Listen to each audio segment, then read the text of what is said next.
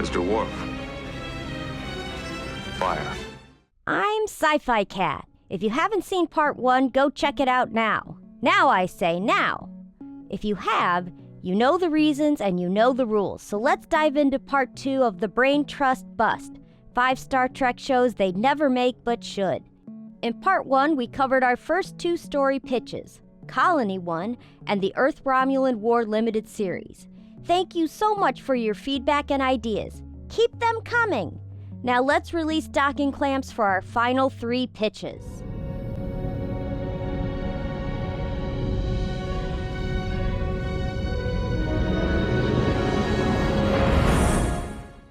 Part 2.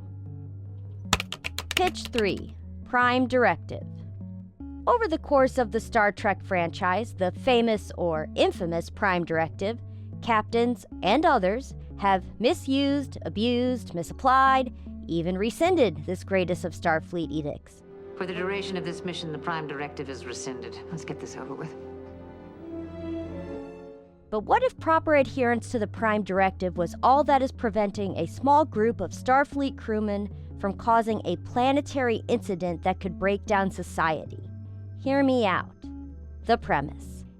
In a streaming full-length film set around the era of Picard Season 3, you know, the good season, a science vessel orbits a safe distance away from a near-warp-capable society, but they are not so close to warp as in the Next Generation's episode First Contact. Moreover, they are not nearly so humanoid. They're multipeds, squid-like for good measure, with chromatophores that change to match their moods and can be used as a secondary method of expression. They call themselves the Aquapodi. Some live in communities strictly under the sea, others only on land, and then some interchange between the two. In short, they have evolved to be amphibious, squidphibious, squidfabulous. Back to the treatment. The science vessel deploys a scout ship for a more immersive look. The crew properly attired and cosmetically altered to blend in, and disaster strikes. The engines blow out or something like that, which happens to these malfunction-prone shuttle pods, and the crew are forced to crash land on an uninhabited region of the planet. Comms are down, the small crew can receive messages but not send them, and unfortunately none of the crew are one of those fine engineers who can turn rocks into replicators. One of those famed Starfleet engineers who can turn rocks into replicators. They're primarily science officers, and the show will focus on 3. A male Andorian named Byron, a female half-Vulcan, half-human named Quinn, and a human male named Caleb. Their commanding officer, Lieutenant Commander Celia, perishes not long after the crash. Without warning, the science vessel must withdraw or risk being detected with the planet's latest scientific advance in space telemetry, so they move to deeper space while they await for guidance on how to extract the crew. No magic beam-outs allowed. That almost made Picard into a god, remember?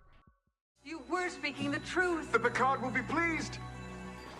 And that potential holds true no matter the level of development of a society. The last message they receive from their captain, Captain Braxis, is the crew must ultimately follow the Prime Directive and not contaminate the culture. To this end, the crew cannibalize their ship, reserving minimal technology for life support and potential communication reestablishment, and using the remainder to form a shelter. Anything not used is melted down with phasers and buried. Following the demise of Celia, disagreements occur about what to do next, since who's of highest rank is in dispute.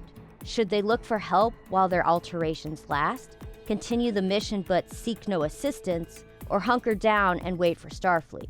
For the story to move forward, the group reaches a compromise between the first 2 suggestions, and Caleb asserts de facto command, though he is the least experienced of the 3 junior officers. While their alterations last, they infiltrate the nearest community. Quinn is voted as their spokesperson when encountering the locals, as she can best control her emotions and thus be expected by others to change color the least. A good thing, since a considerable flaw in their camouflage is it cannot mimic the emotion-driven chromatophores of the species. The trio soon learn the Aquapodi are divided regarding achieving the warp flight milestone. Their hesitation doesn't come from any sense of xenophobia, no, but rather how those in the rest of their system, let alone the rest of the galaxy, should be encountered. The Old Ones, a faction who live only in the sea as their evolutionary ancestors did, believe that outer kind should come to them first, not the other way around. Why invite a known unknown into their already copious internal problems? Aquapodi living solely on the land, however, are eager to expand their knowledge of the stars and push forward the warp program. Both fight for the so-called commuters, those who spend time on both land and water, to swing their way. After making these observations, the trio set about finding supplies. Despite a few chromatophoric close calls, Caleb, Quinn, and Byron obtain the bits and bobs they think will fix the communicator. On their way back to the ship, Byron is kidnapped by a group of dark-marked Aquapodi. Unwilling to use force that could possibly reveal themselves, Caleb lets the attackers take Byron, but promises Quinn they will get him back. As they fumble trying to reassemble the transponder, Byron is questioned about his own probing of native politics. He's painfully interrogated about his own factional allegiances, to which he remains silent. When the shortcomings of his physical cover becomes apparent, Byron's kidnappers realize he's not a true Aquapodi at all, and lower their own sophisticated holographic camouflage, which can adapt to chromatophore changing. Underneath is a humanoid species with 4 arms, 2 legs, and round concentric ears. No nose modifications. They ask what his purpose on this planet is. Byron finally answers through grit teeth. Observation only. Now knowing his remit, his kidnappers, the Thrixadians, toss him out unconcerned. Byron hurries back to the camp and relays all that has happened, that there is a second species hiding themselves among the Aquapodi. He describes their species, which doesn't register in their tricorder database. Luckily, Quinn thinks to scan Byron's arm, the same arm used to throw him back on the streets, and she finds epidermal cells from which she can assemble a genetic profile. Using their DNA as a sieve, they can identify the Thrixadians through their holographic alterations from true Aquapodians.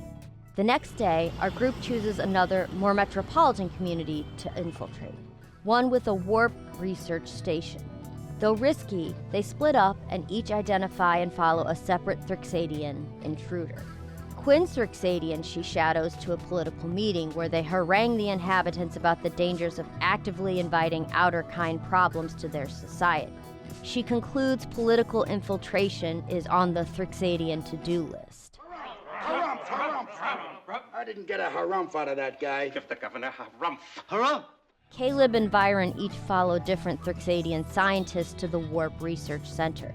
Byron watches as his target subtly but deliberately sabotages a warp field test.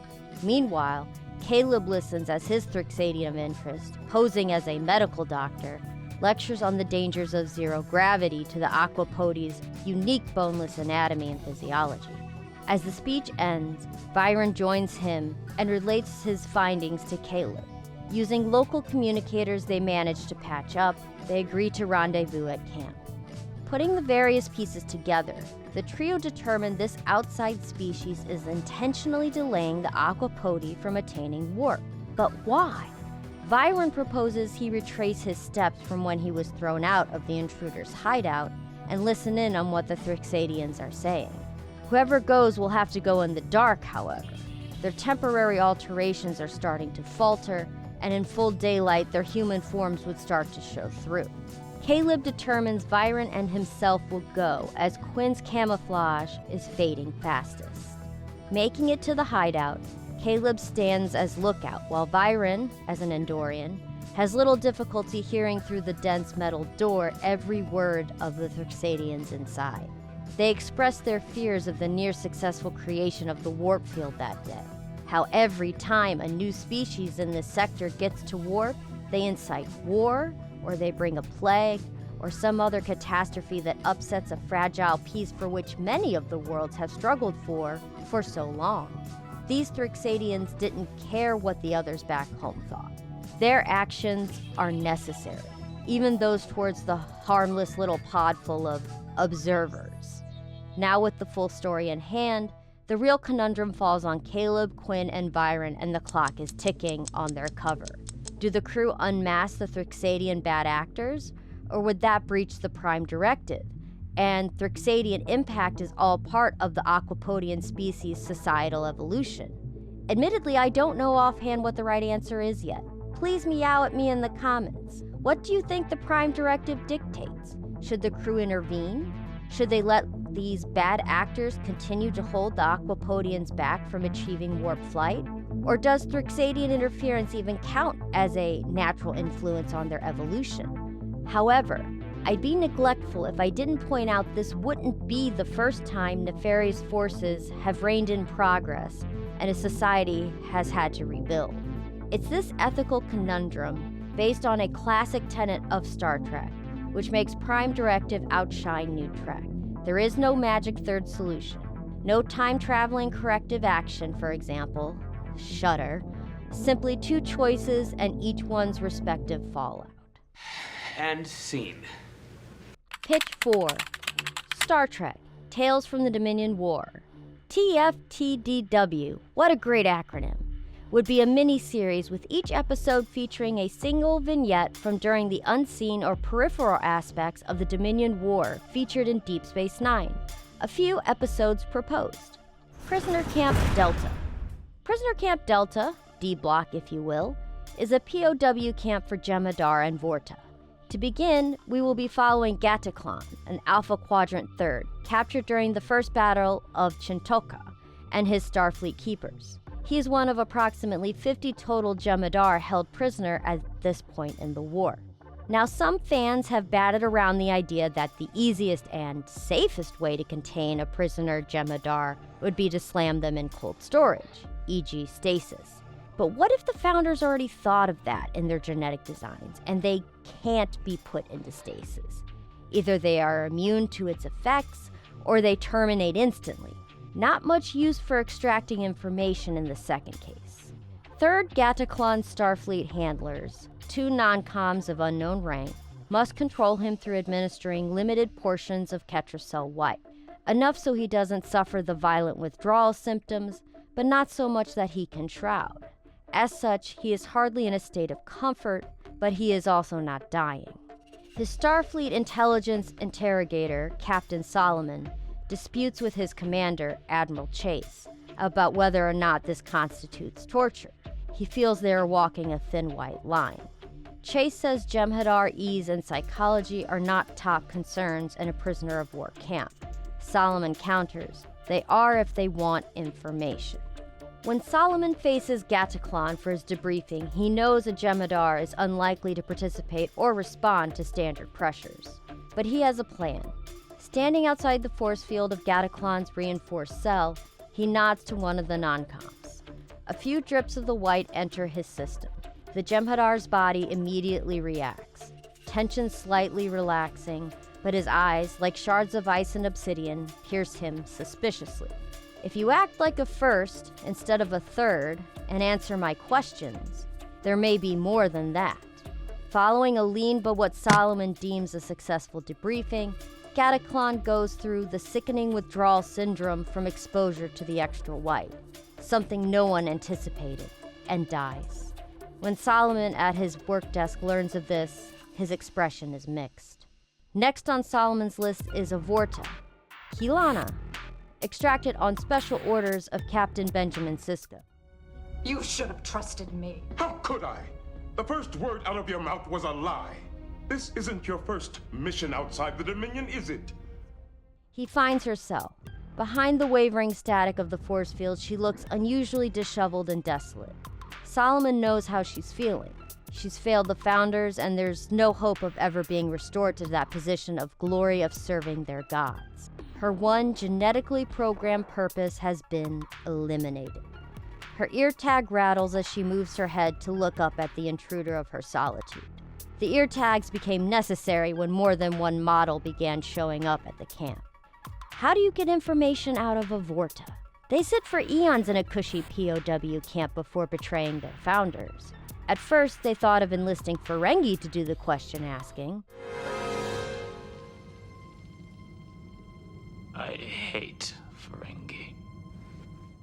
But Starfleet intelligence abandoned the idea.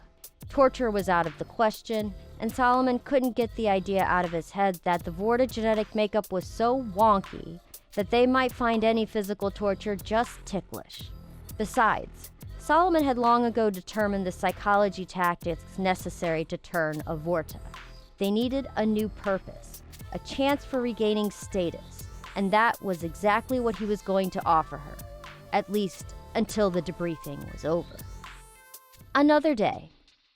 A slice of life episode, this vignette follows the ins and outs of a day at the overworked shipyards, comparing those of the Federation at Jupiter Station to those of the Dominion following their marooning in the Alpha Quadrant by the Prophets. Where this becomes interesting is ordinary Starfleet officers and Federation contractors work at Jupiter. There are no special breed of clones building ships for the Founders. Instead, they are using Cardassians. We would see the overworked but orderly side of the Federation and hear their hushed opinions on the war, their lack of time, and how they might be losing, contrasted with the oppressive conditions of the Dominion yards and the games of telephone regarding conspiracies about Damar and his resistance whispered amongst Cardassian workers. It's Damar. It's Damar. We stand together. Nothing can oppose us. Freedom is ours for the taking. Freedom! Freedom!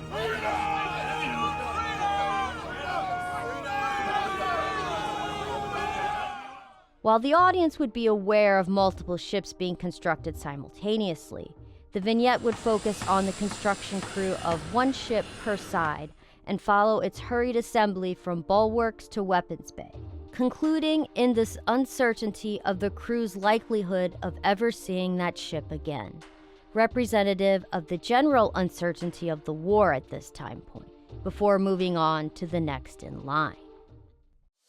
The Big Three.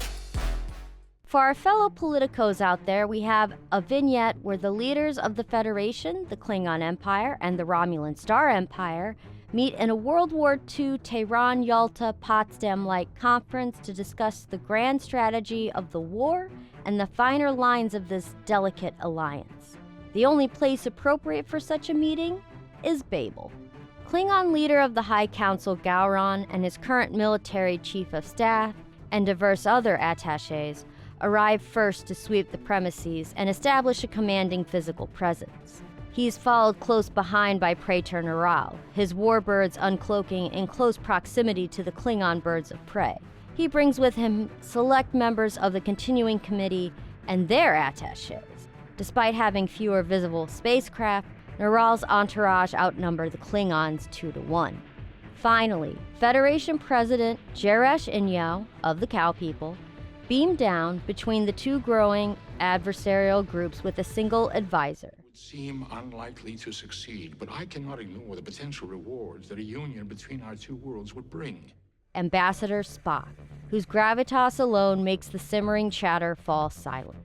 In fact, it is usually through the deft understanding of the elder statesman that any progress at the summit is made at all, while the three allies hammer out responsibilities for the creation of new offensive and defensive fronts and post-war occupation and rebuilding of Cardassia. The Federation asserts itself most forcefully to tamper down any Romulan or Klingon ideas of territorial aggrandizement on vulnerable Cardassian space. Negotiating with the mysterious Breen,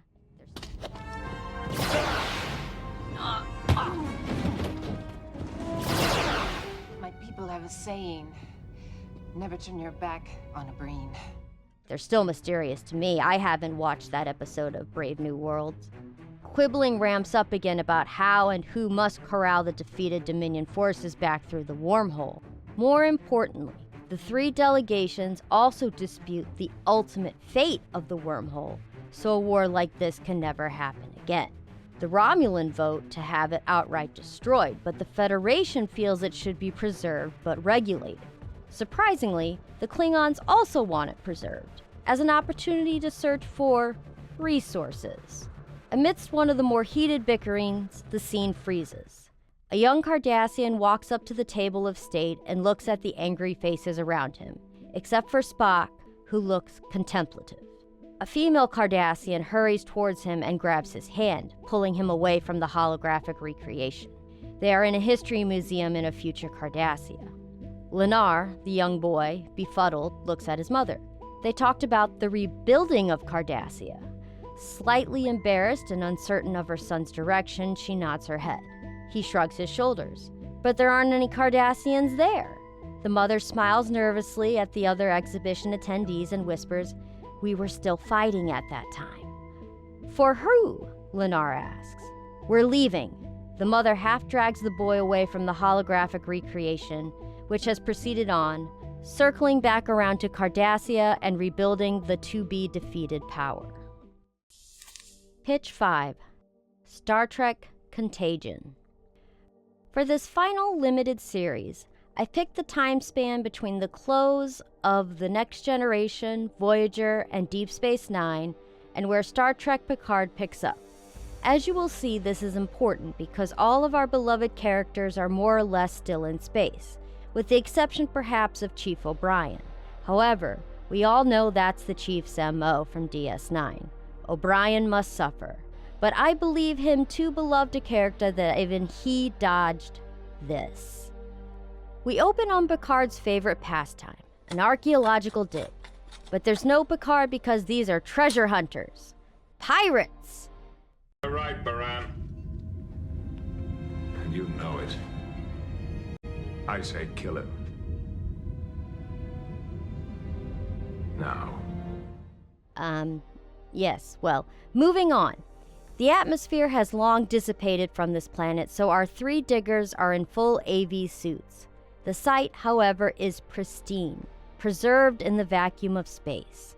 We see the treasure hunters uncover alien technology, ornate jewelry, even a mummified alien, curled in the fetal position.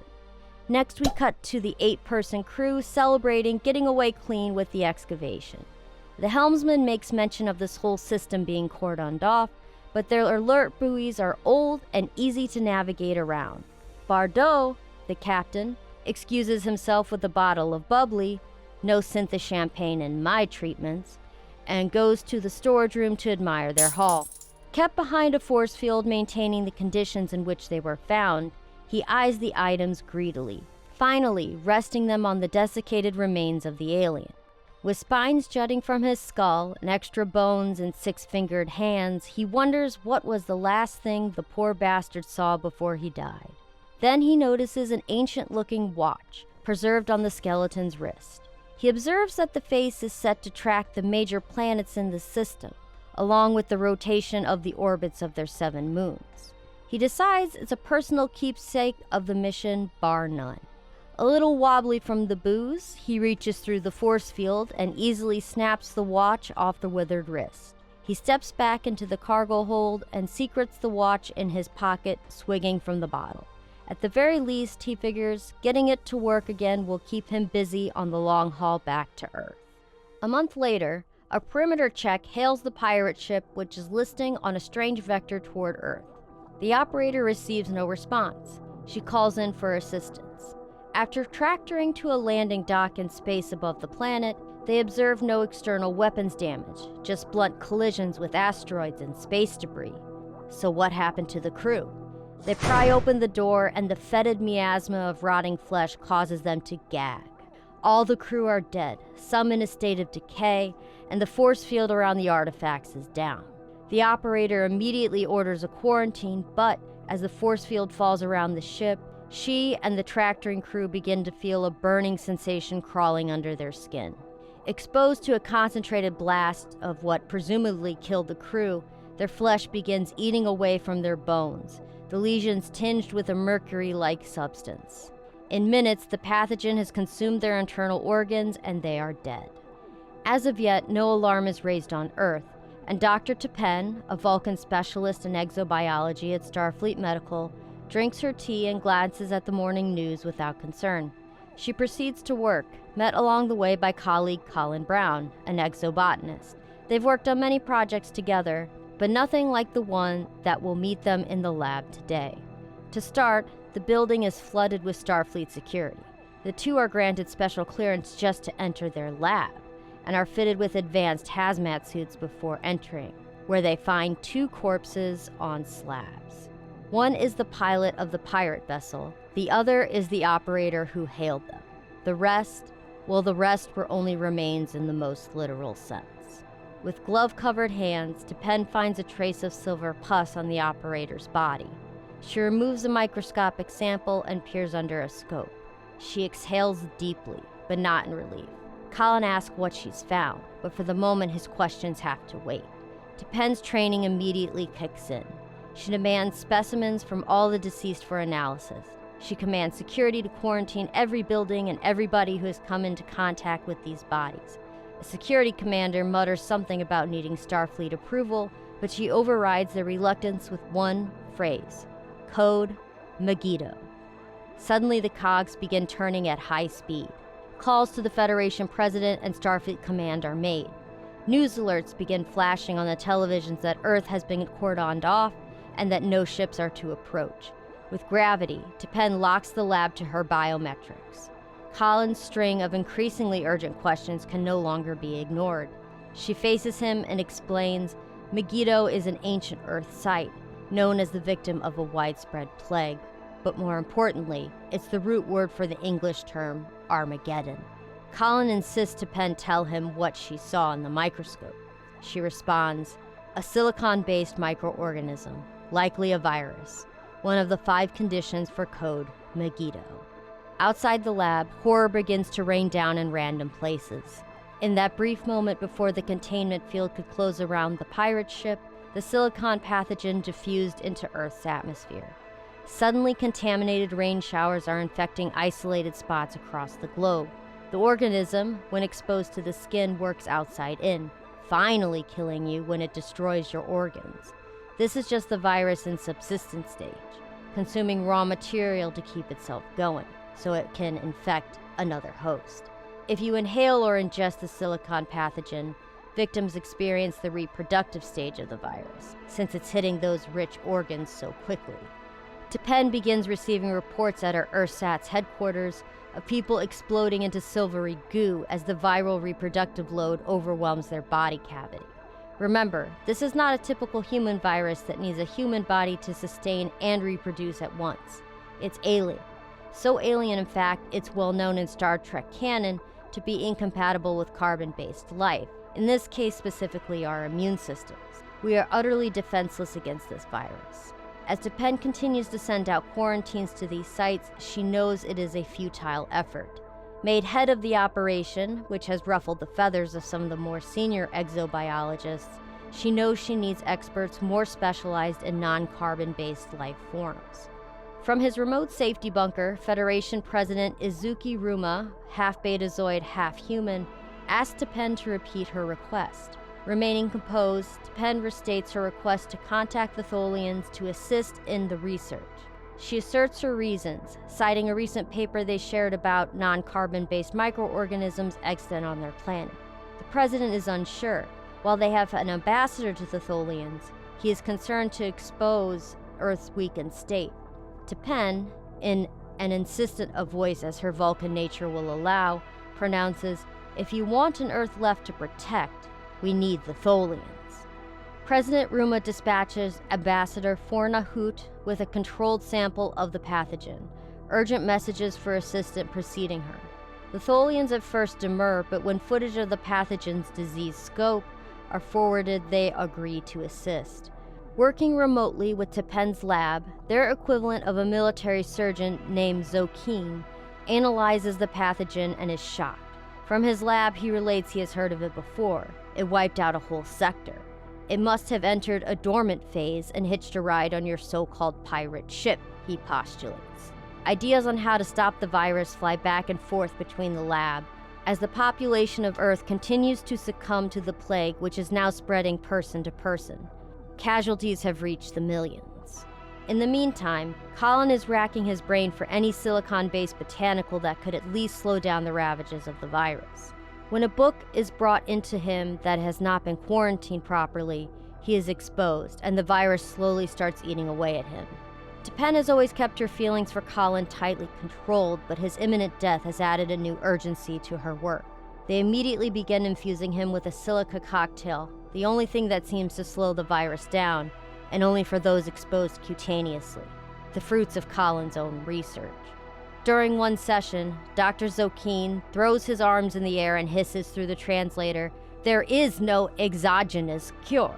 This sparks an idea in T'Pen. Then we need an endogenous one. Zokeen raises what T'Pen believes is an eyebrow. She explains, the virus is commandeering human DNA. We need the human immune system to recognize this foreign DNA as a pathogen, which it cannot do, the doctor snaps back, unless we mutate it, T'Pol concludes. Zokeen narrows his visual sensors at her before terminating all transmissions. T'Pen uses Colin as her first test subject. She knows she's breaking the eugenic laws, but if this could save the population of Earth. She injects a generous sample of genetically modified DNA into Colin. His skin looks leaden from the infusion, seemingly half dead already with lesions still eating his body. She can see muscle bitten away. Stopping the infusion, T'Pen sits with him through the night and meditates. When she feels the sun on her face, she slowly opens her eyes. Colin's skin is pink again. The lesions have started to heal. His breathing is better.